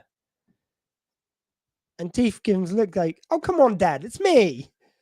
Yeah. Oh, that must. I think that Because might that be sort of around. break my heart. It sort of reminds me of there Oh was yeah, because he's like, I have a wolf. because there was this. I used to be really into Garfield when I was a kid. Garfield was created the same year as I was created, as I was born in '78, and there was a series where Garfield lost his memory, and John gives him Pookie, his little teddy bear, and he goes, "What's that?" And then he walks off, and then you see John and Pookie with a little tear in their eyes, and it sort of felt like that's like. You don't remember Diefenbaker? I mean, Diefenbaker was like, oh, for Christ's sake, get your bloody mind back in the game. Diefenbaker didn't seem bothered, but it kind of saddened me that he didn't remember Diefenbaker. I guess For some because they reason, didn't know, but oh yeah, humans you don't remember, that's fine, but Diefenbaker? yeah. So I think we've got to miss that part. That must have been before the Victoria thing. I'm thinking. Mm. It was probably maybe before. I don't know if it's before or after the reading the diary. I'm not sure. But yeah. So Deef comes in through the window, doesn't he? And he's like, a wolf. A wolf. Yeah, a wolf. A wolf is on. No, that's the roof. No, don't put a wolf on fire. No, Goodness. don't. No. Never set fire to a wolf. No, that's all. Exactly. Willow says, never set fire to a wolf. Good public service announcement we're doing here. You're learning more. Yeah, so once they've got the license plate, they track down the guy who runs the jewelry store, and they burst in. He's all tied which up. They were putting in a sauna before, which was rather nice. So weird. So he's still tied up to a chair. He's still got all these women around him, and his wife is pointing a gun at him, trying to get I think was it the last of the numbers or something to get hold of his money. I can't remember now. Some such thing they need. Yeah, and then Benny and Ray kind of burst in. He's remembered by this point all of his memories back. Yes, it's all just magically remembering that. Like that's the only thing I felt was missing in this episode is that when you remember the license plate, suddenly when he comes in, he's got his whole memory back. They don't have a moment where they there's usually in things like this, they have a montage of very quick firing memories to show all the memories have come back. Yeah.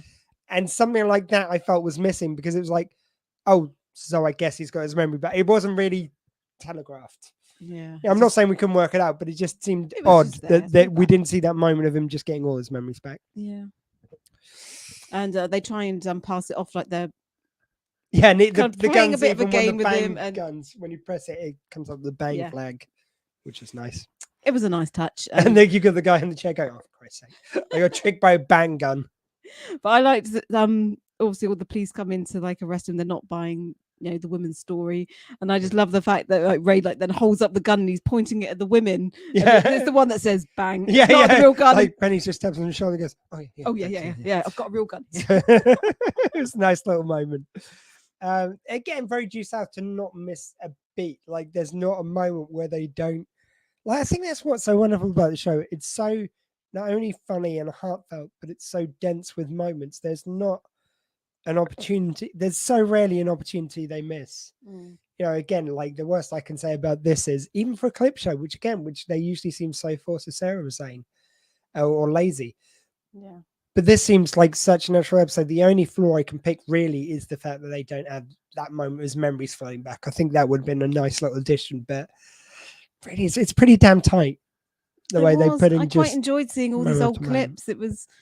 They were all so good, and just seeing them again, it's just like, oh, I remember that. I remember that episode. Oh, that episode was so good. I loved that bit. It was. I mean, I can imagine they do actually take so many, or did take so many passes to fit all these special moments in the script. Yeah. Yeah. We got anything else on this? The only thing to say about there was two things to say about this actually. So at the end of it, there were outtakes. They've never done that before. They were showing all these outtakes during the credits, weren't they? And it was really watching them just being silly and having fun on set was so nice. Yeah, which again, at the time, I don't think we knew as the audience that David Marciano was leaving. I think he and the crew did. So I mean, especially watching it back now, again, everything seems like it's such a love letter and a goodbye to this lineup of Due South. And maybe even I think they probably didn't know they were getting picked up at this stage because there was a lot of conversations. Because originally, it was made in association with BBC in the end, and that's why we got it. I think some episodes we got first actually during that run, and it came out on a Saturday for a while. Unfortunately, when they moved it to Saturday at 5:30, whatever it was before the National Lottery. I seem to remember, and it didn't do as well in the ratings when they moved it to that primetime slot, unfortunately. So the later episodes, I remember, got shown during the summer holidays in the morning on BBC Two. They went from primetime slot. They didn't just change it back to its old slot, which did very nicely, and thank you very much. It put it in the worst slot and just threw the episodes out. So it was like one a day they were showing at one stage. So yeah, and crazily for whatever reason it got.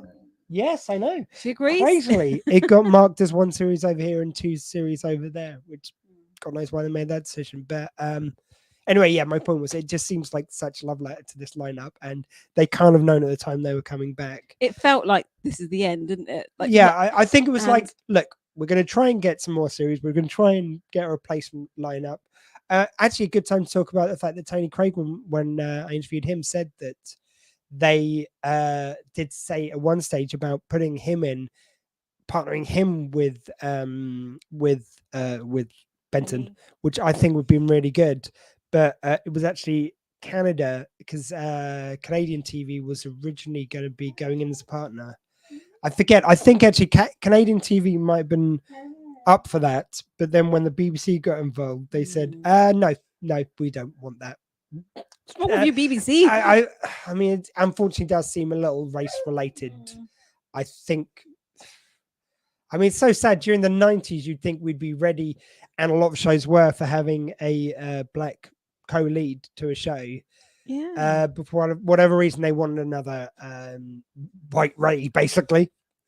And that's the way it went. It kind of saddens me that BBC, it sounds like, were key to that decision. But there we go. It's such a shame for him, because I think he would have done a great job. I think he would have done a really great job. I think it would be an interesting. Nothing against, of course, the amazing Callum Keith Renee. And the amazing job he did. Yeah, I think we're really going to enjoy watching his episodes as well. Yeah, I mean, I think he got a lot of flack for not being David Marciano, essentially. That was it. Yeah. Not that he wasn't great, again, which I think he was. I think he brought some great humor to it. And it was almost like where you feel like David Marciano and that Ray was very streetwise. It's almost like you felt like Stanley Kowalski, and I know I'm going a bit off topic, but you feel like he almost was someone who had been underrated. He'd been thought of as being a bit stupid, and maybe he'd taken on part of that. And Benny got him to believe in himself. It was a very different relationship, because I feel like with the original Ray, he was already self-confident, and they were giving something to each other. As I'm sure, as they did with this second relationship. But it more felt like, almost like he was mentoring Stanley Ray a bit more, and kind of making him more confident in himself. Yeah, and I think if he tried to just be Ray when he came into it, I think he would have, taken flack for that as well, actually. I think it's probably one of those situations where it doesn't matter what you do, you're going to well, exactly. I don't think any of the criticism really was anything which was his fault. He was just he did something different, which you needed to do. You couldn't have done another Ray Vecchio. You had to be something different. I thought he was wonderful. But anyway, so I think this was a wonderful series to close there. It was wonderful to us to sort of like close this chapter of Due South by Southeast. Ready for Squee Fest? Again, that is on the 10th and 11th of September, 2 p.m. to 2 p.m. Me going for 24 hours, different podcasts such as Due South by Southeast, different guests such as Ian McNeice joining me, and it's going to be a wonderful time. So please do join us. Raise money for shelter. It can be more important. And again, I'm just going to put up the banner for anyone who's just joined us. You can donate right now or wait till on the day. But you can donate now and not worry on the day. Justgiving.com/shelter squee. You can put the fundraising bit in the middle, but you don't need it. And please do give whatever you can afford. As I said earlier, if you can't afford, though, please just enjoy the day and have a good time, because, a lot of people are in hard straits right now. Yeah. But Michelle, so is that all our notes on That Flashback? is all our notes. And do you know what? I haven't even thought about all of our other little bits that we do at the end of our episode. I know. That's why I'm going to play this very quickly. Oh, dear. So we're ready for this little sting again. Can you give me the information I seek? And tell me what the best moments of the week are. Can I just say I don't know? Well, no. Okay. So, okay, I'll ease you in. This is an easy one. What's your favorite Diefenbaker moment of the week? Out of all the ones he appeared in from new footage, what was your favorite one? Out of the myriad times he popped up in this episode on that one occasion. Yeah, no, it's the only time. He jumps in from the window and he's like, "Hey, you're home." Yeah, and he goes That's like, it. "I don't remember you." Mhm. Fine. Screw you, Dad. Yeah, Well, really, yeah, again, it was really nice. I've got to hand them to it. I did like the fact that it's not the obvious reaction. It wasn't like, him looking up for or anything, which is the obvious thing. He was like, oh, for Christ's sake, this shit again. He'll get this sorted out in the next hour. It'll be Come fine. back to me when you remember. Yeah, me, Dad. exactly. It's almost like he was the audience. He knows it's going to get sorted by the end of the episode. He knows. So the most American of the week. I've got a good one for this one. Why haven't I thought about any of this before? I know.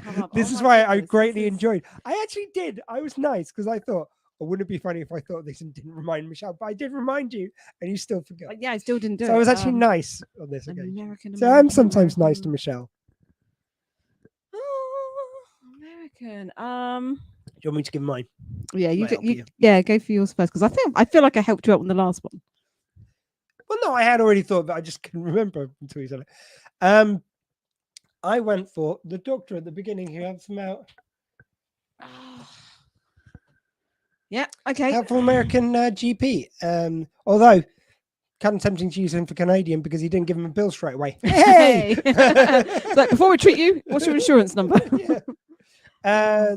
So Michelle, the most Canadian of the. Oh, are you going to? No, I still haven't which got one an are you going for the American, most have I? American? The most American. I think so. We got the wives and the wife and the mistresses. The wife and the mistresses. The guy. Or... I mean, you could suggest that there is that ilk of sleazy guy in America, like as there are in every country. Just that's an American one. Well, I was going to go for strong, empowered women who are taking revenge. I don't know. Like, there's all this in there. I'm just saying. Well, I was thinking of going for the jewelry shop owner guy that was kidnapped. Yeah, that's just a slight sleazy guy. Yeah. Well, yeah, you mean call him sleazy? I was just thinking, American entrepreneur. He was timing these women. You wouldn't call He him was, sleazy? he was. But like in America, they've really got this kind of like American dream, just getting out there and doing well in life and getting, business wise. I'm not talking about all the cheating and everything he was doing, but he went out there and got himself entrepreneurial spirit. Entrepreneurial. I can't say the Entrepreneurial. Entrepreneurial. I may have just made up a word there. He's got that spirit. He's an entrepreneurial. Entrepreneurial. Yeah, we like him for that. Yeah, American guy. So he's my American of the week. And Canadian of the week. The lovely doctor. So you're going to the doctor. I'm going for... Is it because he didn't present a bill? I wonder. Present a bill. I'm going to go. Now, correct me if anyone knows better, but I do not believe I've done this before. Diefenbaker. I was the most Canadian of the week because he was the one who just knew that he'd get it sorted in the end. Yeah, I don't think we've thought of that before, have we? When we And struggle he's with Canadian. Canadians, none of us have said Diefenbaker. So I'm going to use Diefenbaker. We've never used him. I think he was okay. Okay, yeah, he didn't probably solve anything, but he was very nice about it and just knew that his dad would sort out. But he wasn't like, I'm going to come along with you on this journey until you remember me, was he? He was just like, yeah, just get back to me when you remember. I'm going to stay here in the apartment. He still is actually Canadian, so foolproof. I can't argue. Which makes a fucking change. Anyway, so have we got anything else to cover? No, I've got nothing else to say now. So 1 hour 40, actually not bad for a 2-episoder. And given I kind of did have a feeling it might take us less time to go through the flashback one. Yeah. Although there is still, again, I've got to hand it to them for a flashback episode. There was so much to talk about, which I really love. So that's the end of our main journey, shall we say, with the first Ray-Vecchio. The big bumper. Come. Oh. So, fare ye well on your journey, Ray. We will see you in 2 cameos in the next couple of series. But that's it for now for Due South by Southeast. Again, please do remember Squee Fest. We're going to be posting stuff in the Due South groups of any Due South activity throughout the event. It's going to be a good time. We're going to raise lots of money, hopefully, for charity, and an amazing cause, which couldn't be more important at the moment. That's shelter. So we will hopefully fit in, as I say, in the next 2 weeks. These are going to come out in audio. If you're listening to this right now in audio, this has come out, obviously. And hopefully we're going to fit in doing another a project of Due South people. So we've done Men with Brooms before. Yeah. But we haven't done Love any of the that. other films. So I might actually start a poll, or if you've got any suggestions of films you think we should cover. Passchendaele is the first one which springs to my mind. Oh, no, sorry. When we did say maybe about doing the hockey Oh, the one. hockey. Yeah, we were talking about the one hockey would be annual. great. So actually, yeah, I might not do a poll. I might just do hockey because I really did enjoy that documentary. Okay. The 5 episodes I watched so far. Yeah, so that's it. So I've been Detective Squee. You can have all the dogs barking.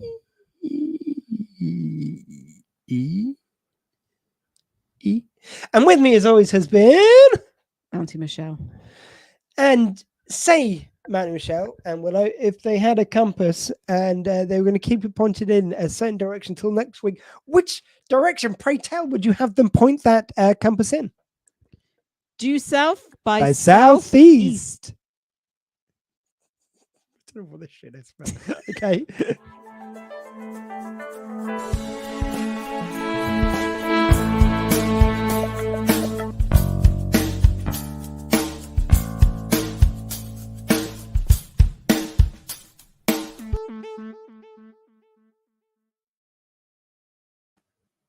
Thank you kindly.